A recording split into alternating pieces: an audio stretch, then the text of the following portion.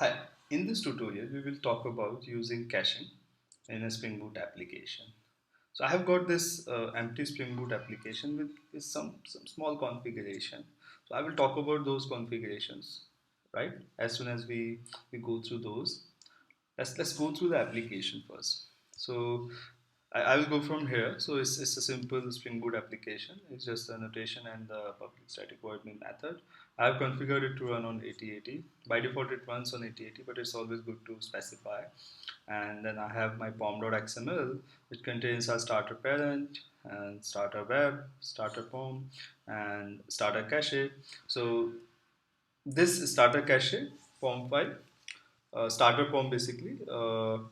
This this this comes by default with the Spring Boot, and the advantage of using this is like you have to do zero configuration. Like you don't have to worry about setting up anything for a cache, right? A cache manager or anything. It comes with say zero configuration, and those configurations, the default configurations, are widely accepted by the society. So, and if you want to override, you could override as soon as you need to, right? And we have this dependency of HTTP client. We will need it to communicate to third parties, third party APIs basically. So this is for that. So I would straight away jump onto a scenario. We will basically understand from a scenario how we could use cache and when we should use cache, when we should not. Okay, here goes the scenario. So think of a case where you have to communicate to a third party or maybe more than one third party applications, manipulate the data, and then serve it to some clients.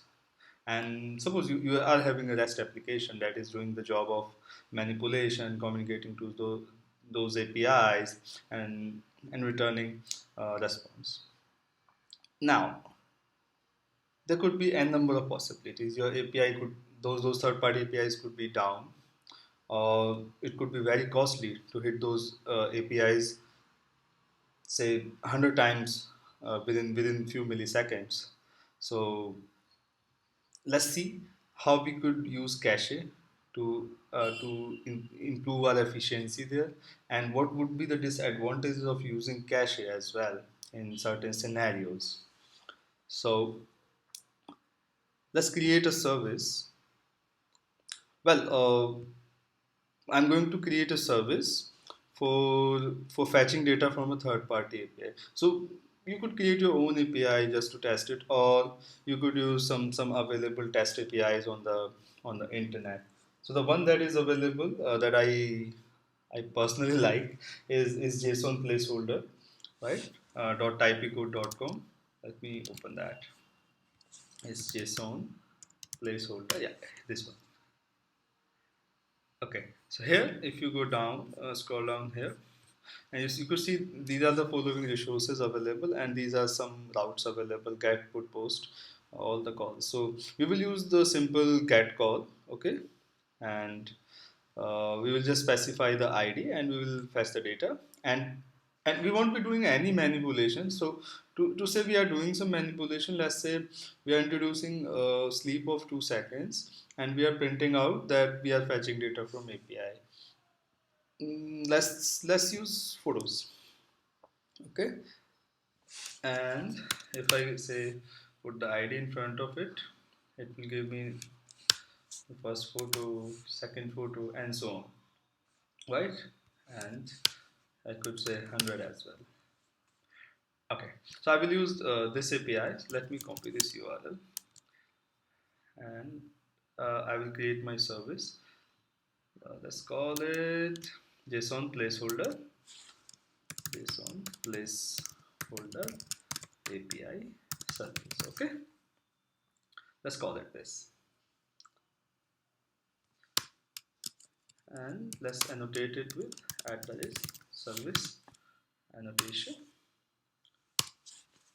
and let's create a method which returns. So we will be returning the response from JSON placeholder API as a string: get photo say by ID and int ID. So we are using HTTP client, so I could declare HTTP client here. So I would use default HTTP client. Don't worry about it being obsolete or deprecated, because we are not learning HTTP client here specifically. Okay, so that's HTTP get. So because we are going to make a get call, so let's create a get request and new HTTP get, and let me pass my URL here. So I won't worry about like doing it in a very nice way. So I would just put a plus and do it this way. It's not a good practice, but let's do it now, as we could improve it later. Okay. Now let's set the header as well. Get request dot set header. So it accepts application. I'm doing it just as a standard. You probably won't need it as well. Okay, but let's do it for the sake of not doing mistake and extending the length of the video. Okay, uh, so we could get HTTP response equal to HTTP client dot execute, and we have to pass a get request here. Okay, now this has been executed. We will handle the exceptions. Let me put the code first. And the response actually returns entity, HTTP entity, which contains the response, actual response, or the data. So we are getting this, and we could return it by as a string by using HTTP entity utils. It's entity utils only. Entity utils dot toString method. So here I could use this. Okay, let's handle the, well, let's not handle the exceptions, rather let's add the tools. Let's not worry about those at all. Okay, yeah, we should be good now. Like we said, let's add a system.out.println saying fetching data from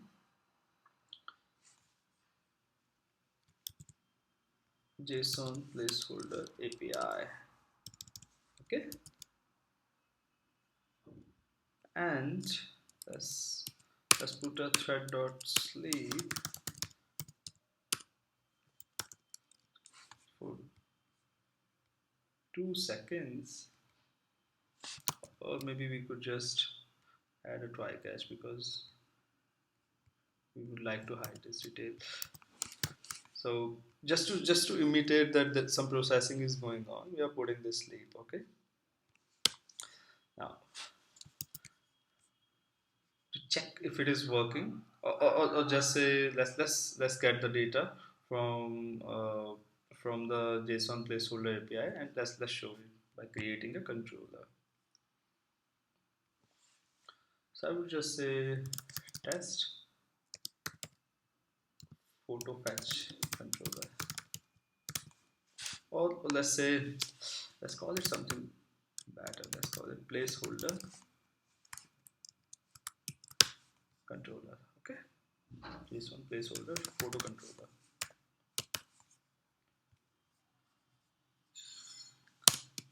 So that's annotated with REST controller annotation. Okay, and let's return string. Like we get the string, we return the string, and let's call it as get photo by ID, and let's say we have a path variable int ID. Okay, and let's go to wired, and let's call JSON placeholder API service.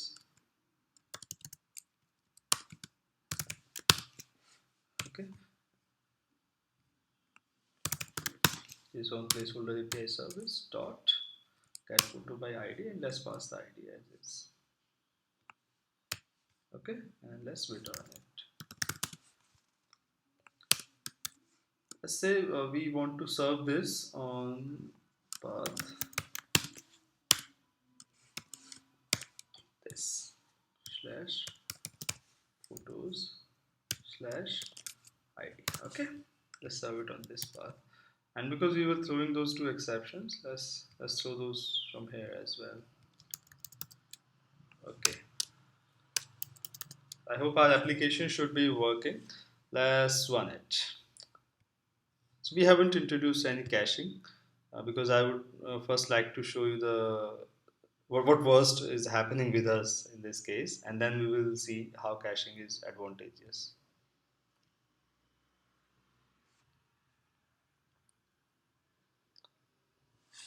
Hope it runs in the first time.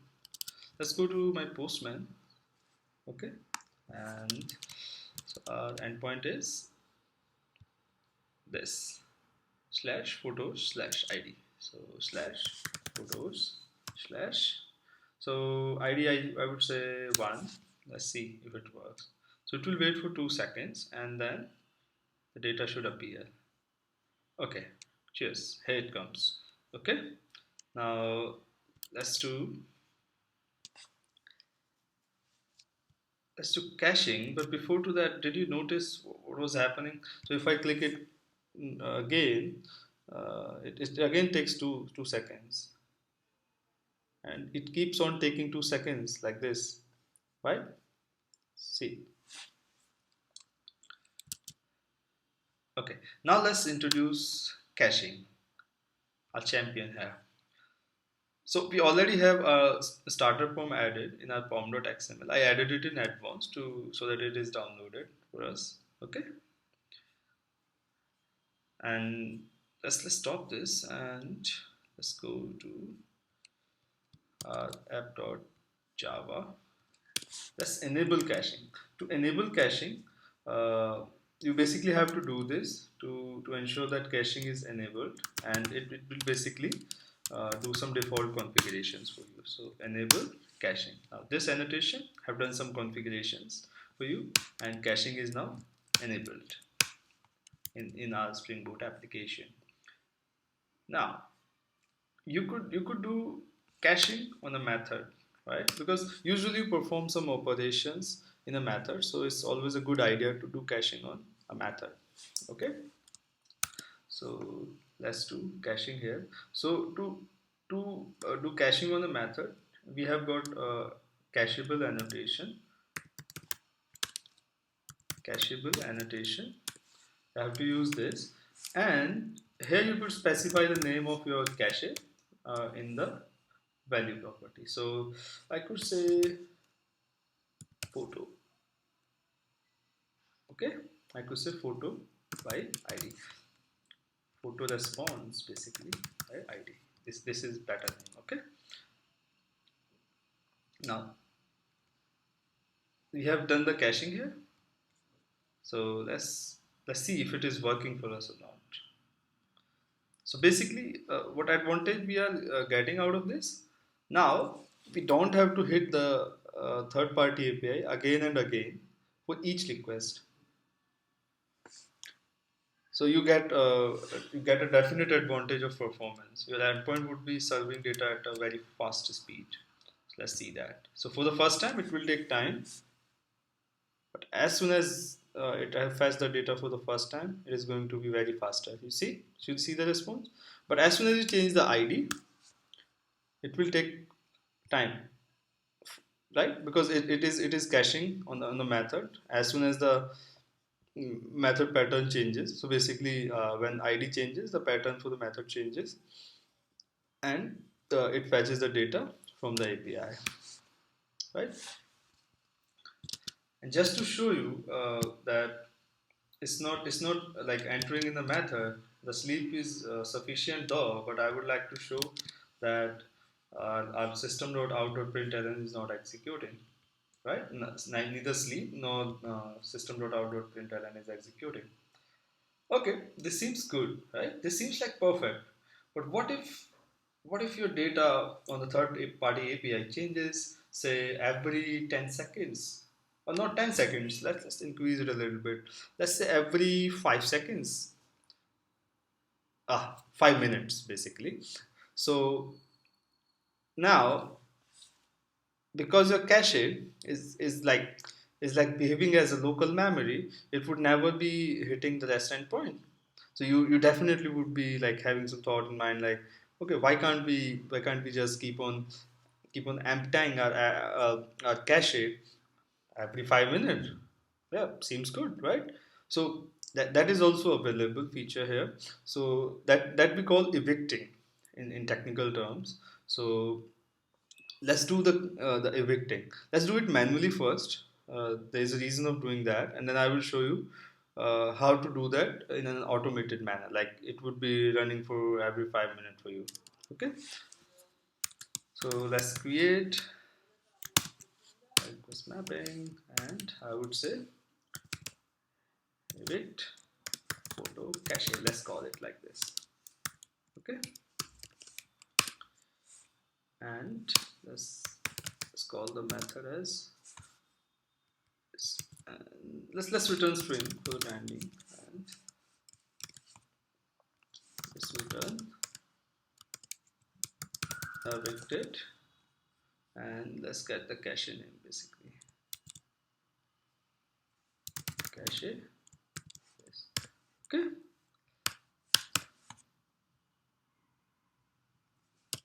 So now let's put the eviction part here. At the way, cache evict is the annotation that we need to use, and here we need to specify the name of cache in the value. So we just copy it over. So this is the name of the cache that we want to evict. Okay, you could provide more than one cache if you want in an array basically, but that's a separate chapter. It's just if you understand the basics, you know how to do it at a larger scale. Okay, let's stop our application and run it to see if we are able to evict properly or not.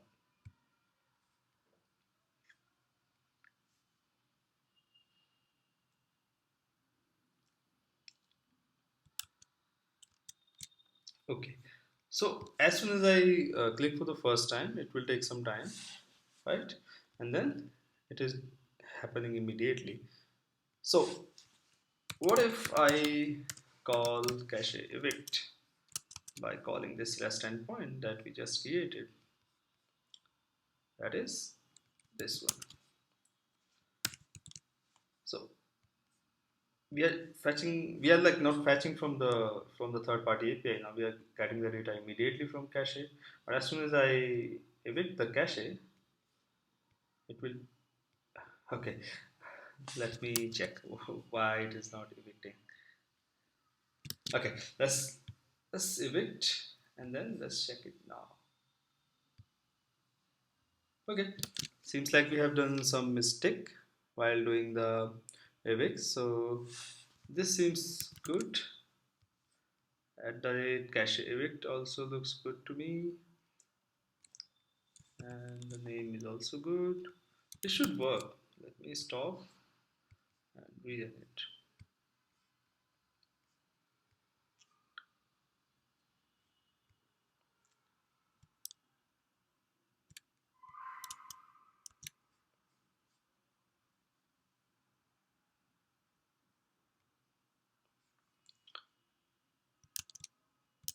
It's taking is 2 minutes, and now it's loading from cache. Let's clean it up, and let me run the evict. So evict ran. No. So okay, let's do one thing. Let's put a sys out as well, just to ensure that it's run. Okay, evict it, just for our convenience. Though it's showing the message, right?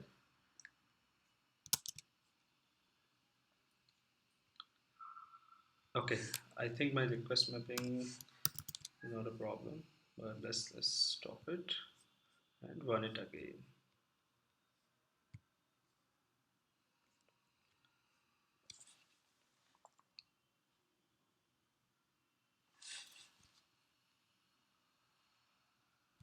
Okay, let's fetch the photo 4. Took some time. Now it's fetching immediately. So it just got into the method only once. And now let's evict it. And yeah, it is evicted. And this is appearing very quickly. Basically, it should have taken time. So I must be doing some mistake. Let me check that.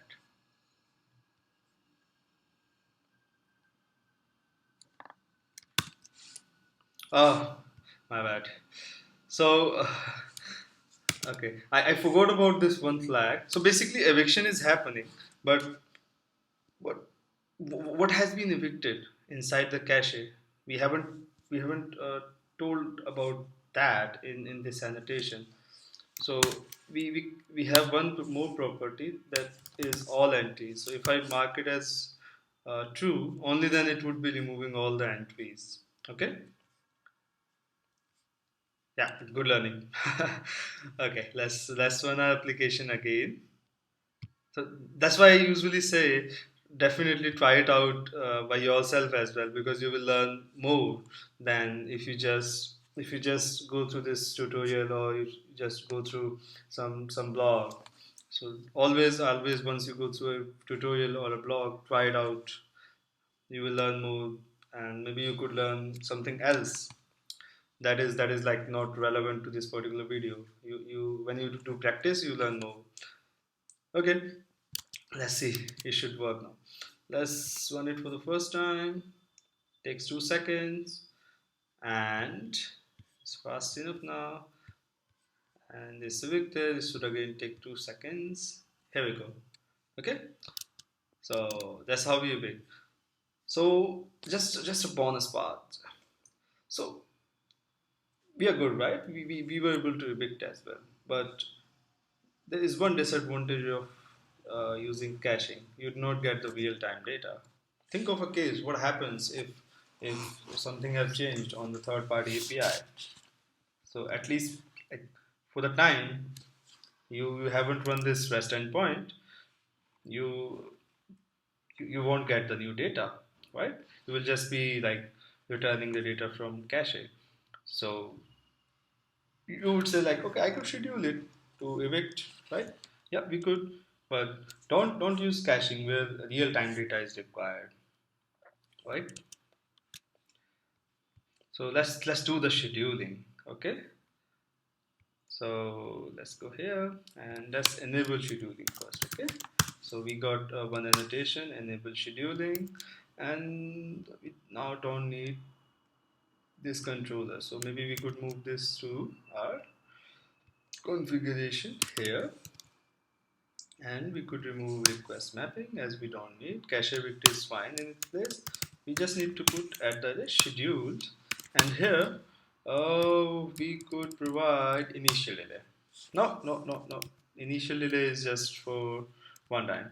So we need to provide fixed delay. So it's in milliseconds. So just to test it, let's just put it as 15 seconds. Okay,